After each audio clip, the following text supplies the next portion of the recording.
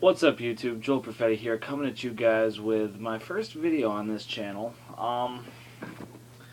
In the past I've done some guitar tutorials. I'm still gonna do them, but it's been about a year since I've done one.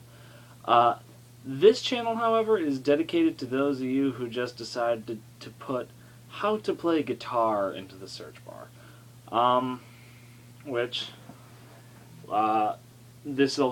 since this is only day one, we'll only be going through the basics, but I will over a journey of many hundreds of videos I see this turning into. I'm going to go over with you guys the mathematics and the creative aspects. I'm also going to go over theory, which all will be useful if you want to be a good guitarist. Now, the reason why I want to do this is because I sit in my school. I'll sit out in my lobby, in my school's lobby, and play guitar for a while. And some people will come up to me. They'll be playing. I'll be playing, and they'll come up and ask if they can play, and then they'll try and see if they can show me up. And I'm not a douche about it. I'm not like, oh, that's wrong. You're not doing. They'll try and show me up. I bite my tongue about it. But this channel is to correct like the 50 improper techniques I see being used. It's also to expand your knowledge about the most common instrument played by pretty much everyone. And not just be the guy that knows. I mean, right there I played about 100,000 different songs for you. I'm gonna get you guys into a creative mindset with this. Now, something you guys should know, I am a huge Avenged Sevenfold fan, and they will be referenced a lot throughout the course of all these videos. A lot.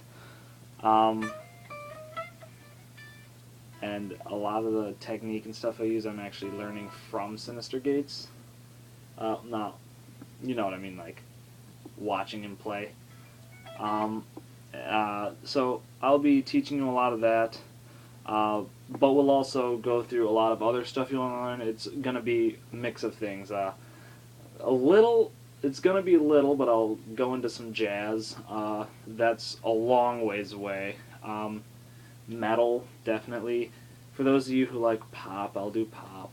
A little bit of country, a little bit of pretty much everything.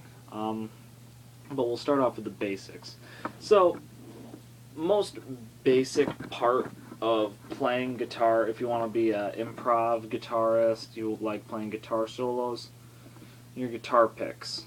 Now, I recommend that when you find a pick you like, keep it. Don't be the person that'll settle for just any guitar pick, because I know a lot of people that do, and it's weird to watch them play. Mainly because if you pick one guitar pick and stick with it, like, depending on the day, how my hands feel, whether they are, because it's kind of hard to explain, but I'll get into it more later on. I use these guitar picks, Jazz 3 guitar picks. Now these guitar picks, as you can see, are, if I hold them at a regular distance, they're really small, should be the first thing you notice. Which, that is for more accuracy. It's a lighter guitar pick than your general Dunlop guitar picks or your thin Fender guitar picks. The back is more rounded. You don't have as much of the back showing from your thumb and the middle knuckle on your finger. And the point on it, as you can see, is sharper than pretty much most other guitar picks, and that's so it's just more accurate picking. Now the difference between these two is the red one is thinner than the black one. It's still not like extremely thin, but it's thinner than this. I recommend if you want to play guitar solos, especially like metal stuff, some of the faster paced stuff, use Jazz 3s or generally smaller guitar picks. Um, they're better for your picking technique. Use thicker ones too, I recommend, because like with the thin Fender guitar picks, you get a lot of snap to them, and you'll play it and the string will bounce back when it snaps and hit the string again or hit another string, and you'll just get a bunch of unwanted tones that just don't sound good. Um, Also, when you hold a pick, have your wrist rest somewhere on the bridge of the guitar right here where it is comfortable. Because you can move your wrist, you want it to glide, but you don't want it to be full motion. Like another thing I see when people who like to think they're good guitarists because they're self-taught, they get their whole arm into strums and picking. I can't even do it. But I see people like, you know what I mean, just kind of like things you need to be really exact for. I see them like going at the string from up here, and it's just awkward. So make sure you got your wrist somewhere on the bridge that you feel is comfortable. You're allowed a little gliding, but you don't want it too much. You want most of the work to be done by your wrist. Hold the pick at about 32.5 to a 45-degree angle. It's best for your accuracy. It lessens or it makes the surface area bigger, so much so that you're a little more accurate.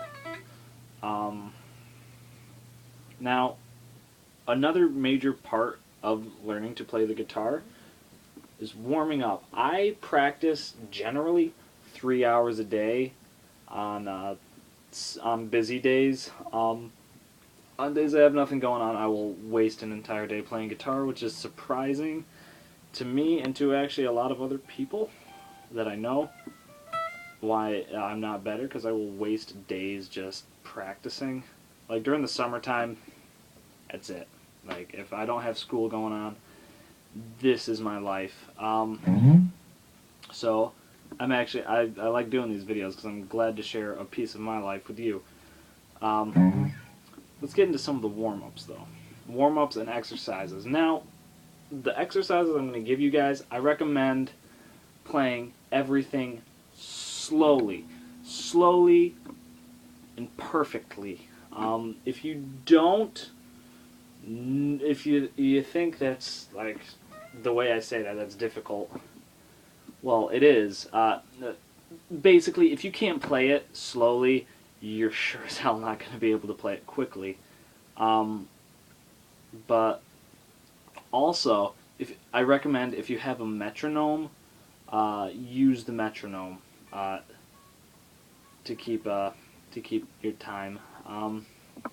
Let's get started. These are designed to work your fingers and the muscles in your hand all throughout. You'll find that doing these, you're going to pull some muscles, and pulling a muscle in your hand is, yes, it's awkward, but it happens. But this is a chromatic exercise. Literally, it's just 1, 2, 3, 4. And what you're doing is when you start off with 1, down, and then up. That's called alternate picking. Most common, and it's a proper technique. So 1, down, up, 1, 2, 3, 4, and just keep doing that until you lose your freaking mind. A lot of guitar is practicing like that, just doing it until your mind goes numb or hurts. Basically what this instrument does is if you take it seriously enough, eventually it's going to drive you insane. It's not necessarily a bad thing, but it does get very controlling in your life, I will admit. So, down, up. Also, you're going to find, going through this series, I get a little off topic. Anyways, down, up. And you can move that up the fretboard, 1, 2, 3, 4, 2, 3, 4, 5, 3, 4, 5, 6. Keep doing that. Or horizontally or vertically. 1, 2, 3, 4, 1, 2, 3, 4, 1, 2, 3, 4, 1, 2, 3, 4, 1, 2, 3, 4, 1, 2, 3, 4, 4, 3, 2, 1, 4, 3, 2, 1, and so on. And basically, you just want to play it to the point where you get it and your hands do it without even trying. Another thing you want to do is try when you play it. I mean, try and get it to the point where you don't have to look at this hand a lot. But the jump between strings is going to be something difficult at first, and always make sure your fingers are as close to the string as you can possibly get them, while not, you don't want it touching the string, because you want your fingers to be as close as possible to the string without muting it, but you also don't want to push down on the string so hard that you put the note out of tune. So like, say, here's your F.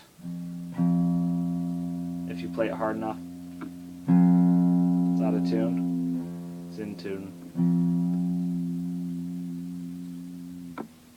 So always be gentler with your electric than your acoustic, which is also why I recommend starting off learning on an acoustic. So you got those exercises. You also have this one, which is a little more intended toward your picking on this hand. It's all going to be down and then up. I'll show you what you do with this hand.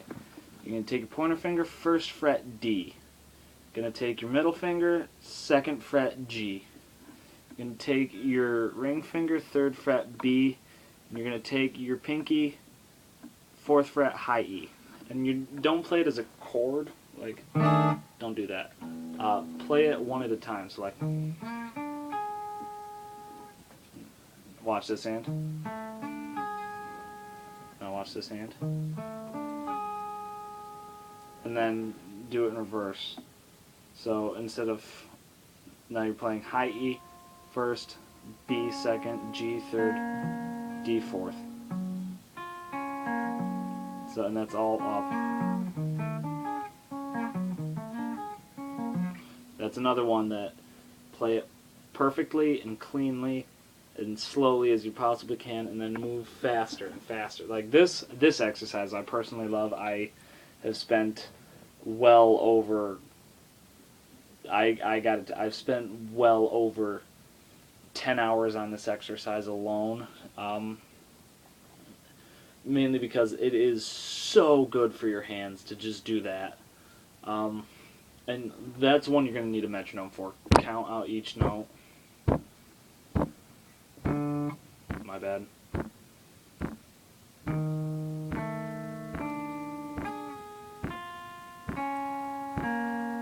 Move it up a fret.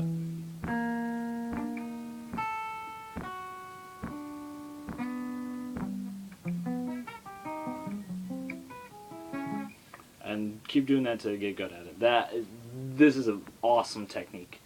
Now, I recommend doing all these just to warm up, and I warm up 10 minutes a day before I actually practice, because it's just good for your hands. You'll play much more fluently. It's nice. Thank you for watching this video. Leave comments for things that I can do better to make these videos more enjoyable. This is only basics, getting started. I'm thinking about the next video I do, which should be either tomorrow or at least within the next few days, learning your scales. So that'll actually get us into improvising. Thank you for watching.